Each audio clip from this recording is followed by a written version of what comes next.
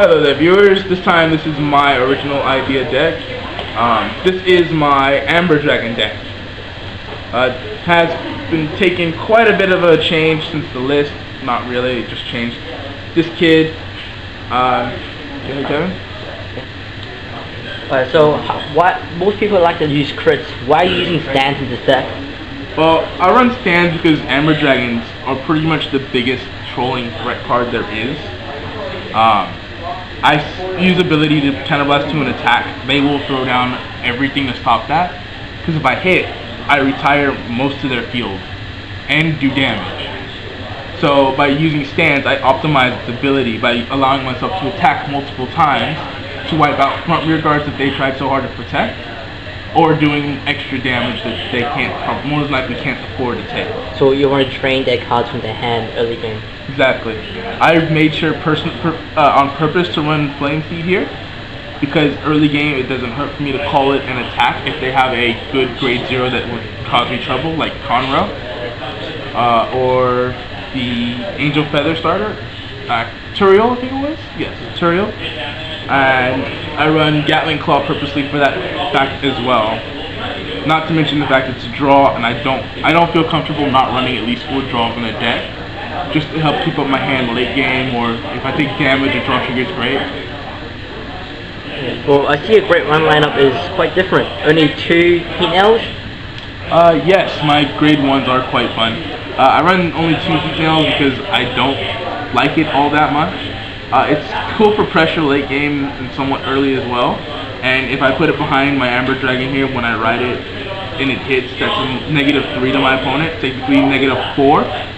If I do damage, or because the damage is a -4 basically, so it's 1 damage plus -2 for the fact that I retired 2, then another 1 for the fact that I didn't retire another 1.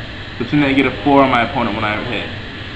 I run 1 Shield Wing here because I use Counterblast of multiples of 2 every time. I usually have 1 spare. Even though I run Velocity here, I like the Shield Wing on the fact that it's a late game protection and it's saved me quite a fair bit. So being a 10k guard really helps suffice. Yeah, it really helps out a lot. The Velocities help make it even more viable, along with helping me pull off more of the Eclipse effect.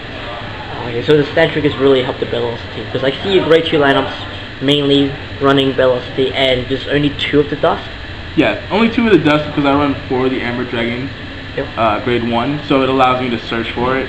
I don't mind not getting it though, because as you can see up here with my grade 3, I only run 2 Eclipse. I run 2 at the end, which is something that got hit, because originally I ran 4. So what I did is I put in 2 more Dragonic Overlords. 1 Dragonic Overlord is my favorite card, and there's never a way for it to be bad in a Kagero deck. Okay, I see that you've got 2 Berserk Dragons. How do they run for you? They go really well, especially when I don't pull out the Eclipse for the ride. Then I just go ahead and call them to go ahead and wipe out the Vanguard boosters, or whatever grade 2 might be causing me the most trouble at the time. Okay. Yep. The grade 3 line is for Overlords, so is there, like you said, never a bad time to ride it, but do you have any other way of getting rid of your grade 3? Because it seems to clump up. Yeah, I don't really worry about the clumping of the grade 3s too much because they make great back row as well. 11k rear guards are pretty strong as they are, especially with stands. You stand in 11k, you swing again with 16. So they have to drop a 10k no matter what usually, especially if they themselves are 11k. Makes 11k Vanguards easier to deal with themselves as well. And Dragonic, there's another reason why I run 4 Dragonic Overlord, is because of his skill. I never use it on Vanguard unless my opponent has 1 card in hand, because then it's ridiculous if I go ahead and use it when he has like 5 or more likely to be stopped, and with 1 drive check, chances of me being able to pull through it aren't that high. But as a rear guard, giving it that extra +5 and attacking again, even if they stop it, if I pull a stand, I can legitimately just attack his rear guard again with 21, and when it hits, he will stand again. So I optimize his ability by using the stand as well. Very interesting. The end is a 11k beat stick as well, and if I do ride it, some opponents do fear the fact that this build is allowed to run that extra beat in because I don't run Conroe. So it gives me the option of being able to actually pull off this Persona Blast if I find it viable. And Eclipse, I can search for Eclipse, so I don't worry too much about missing Eclipse, and I can always just write it later. So even if I miss Eclipse or it all goes to damage, like I said, I'm perfectly fine with just playing and writing off of Dragonic Opal. Okay, so we have a minimum base of 11k grade 3s. Yes. Yeah, so well, having the grade 1 Amber Dragon really helps, I guess.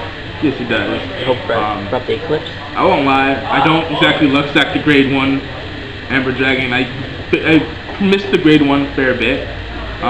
But I'm okay with that, because even though I lose a negative by not hitting the grade 1 with the starter here,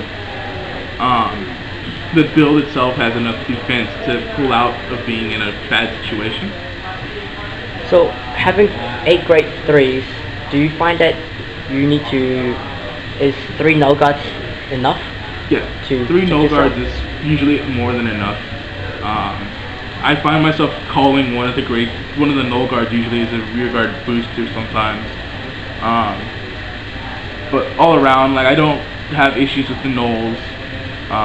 This helps me not worry about having that extra null sometimes as well.